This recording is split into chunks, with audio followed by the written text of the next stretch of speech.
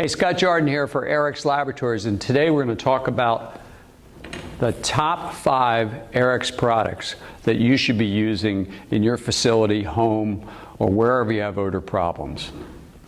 Usually moves around a little bit between the 5 I'm going to talk about, but starting off we have Airx 66. It's a bioenzyme digester. Can be used on carpet for pet stains, used around urinals for urine buildups, where if you don't get at that organic matter, the smell keeps coming back. Multifunctional product. Airx 60 is a really top seller because it can be used so many different ways. You can use it straight out of the bottle. You can dilute it with water and spray it in the air.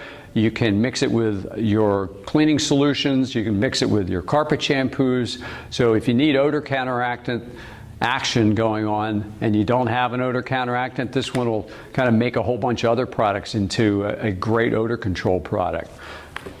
Airx 101 is a all-purpose cleaner that's loaded with a high amount of aeroside. So it's going to clean your floors really well. It's not going to affect the gloss if you have high gloss floors. It's going to get rid of all the odors, counteract them because it has aeroside like all the other products.